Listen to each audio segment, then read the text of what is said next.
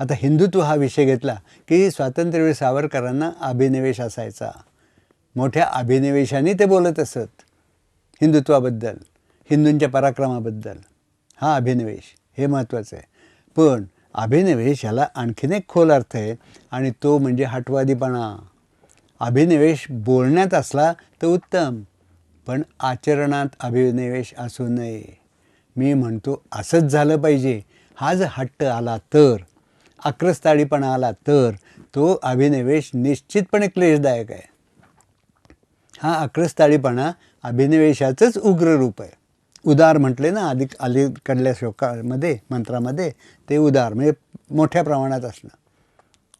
सावरकर अभिनिवेशाने सांगत, पण असंच वागा हिंदूंनो, नाहीतर मी उपास करीन आणि मरीन, असं सावरकर कधी म्हटले नाहीत. गांधींमध्ये असा अभिनिवेश होता. सत्य आणि अहिंसा म्हटलं की त्यांचा अभिनिवेश इतका उफाळायचा की त्यासाठी मी वाटेल ते करीन, मी लोकांवर जुलूम करीन. हा अभिनिवेश, मी स्वतःलाही त्रास, लोकांनाही त्रास. हे अभिनिवेशाचं उग्र रूप. आणि म्हणून गांधी आपल्या अभिनिवेशासाठी उपास करायला बसायचे, मरणांतिक उपासन. पाकिस्तानला 55 कोटी द्या, नाहीतर मी मरीन उपास करून. हा अभिनिवेश झाला उग्र, उदार, नको इतकं उदार, नको इतकं उग्र. आणि त्यापायी ते उपासाला बसले आणि स्वतः तर क्लेश भोगलेच, पण सगळ्या हिंदू राष्ट्राला, सगळ्या हिंदुस्थानला, सगळ्या भारत देशाला क्लेश भोगायला लावले. अभिनिवेश हा कसा क्लेशदायक आहे, म्हणजे अभिनिवेश हाच कसा क्लेश आहे, हे या उदाहरणांवरून आपल्याला दिसतं. म्हणून अभिनिवेश बोलण्यात असावा, पण आचरणात असता कामा नये. हे पथ्य पाळलं पाहिजे. सावरकर आचरणात कधी अभिनिवेश आणत नसत. श्राद्ध करण्याची आवश्यकता नाही हे विवेचन त्यांनी शास्त्रशुद्ध केलं, प्राचीन दाखले देऊन केलं. म्हणून ते स्वतःच्या वडिलांचं, मातापित्यांचं श्राद्ध करत नसत. पण त्यांची जी पत्नी, तिला मात्र तिच्या वडिलांचं किंवा मातेचं श्राद्ध करायला कधीही अडवलं नाही. कारण हे व्यक्तिस्वातंत्र्य आहे हे ते ओळखत होते. माझा अभिनिवेश असेल तो मी तिच्यावर लादता कामा नये, हे मोकळ्या मनाचं प्रमाण सावरकरांच्या वागणुकीतून दिसतं. म्हणजेच वागणुकीत अभिनिवेश नव्हता. याच्या उलट गांधींनी वागणुकीत अभिनिवेश आणला आणि आपल्याच मुलांना आणि पत्नीला छळलं. त्यांचा चरित्राचा अभ्यास करा म्हणजे कळेल. त्यांच्या मुलांनीच त्यांच्या विरुद्ध कितीतरी लिहिले की गांधींमुळे माझं किती नुकसान झालं, किती हाल भोगायला लागले. त्यांच्या मुलांनीच प्रसिद्ध केलेलं आहे. सगळ्या हिंदुस्थानला किती हाल भोगायला लागले हे सगळ्यांनाच माहिती आहे.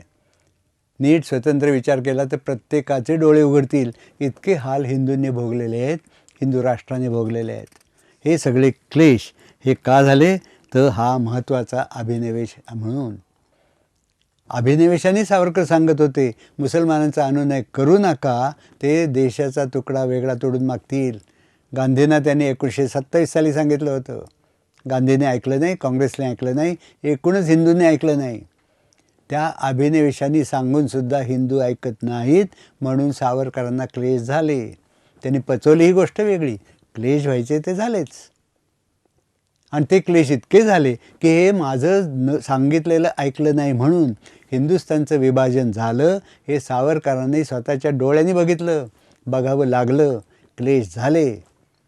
देशाचं, आपल्या मातृभूमीचं विच्छेदन होताना बघून सावरकरांना किती क्लेश झाले असतील कल्पना करा. अभिनिवेश होता म्हणून क्लेश झाले. तो जर अभिनिवेश नसता क्लेशच झाले नसते. सामान्य माणसांना काय क्लेश झाले हो, देशाचं विभाजन झालं म्हणून? काही नाही, गेला पंजाब, गेला बंगाल, काय मोठं बिघडलं असं म्हणणारे लोक आहेत, कारण अभिनिवेशच नाही म्हणून असं घडतं. हाच अभिनिवेश चांगल्या अर्थी सावरकरांनी दाखवला, पण क्लेश भोगले. गांधींनी अभिनिवेश वाईट अर्थी दाखवला, क्लेश भोगलेच. माझ्या सत्य आणि अहिंसेसाठी सबंध देशाचं नुकसान झालं तरी चालेल. अहिंसा म्हणजे त्यांचा अभिनिवेश.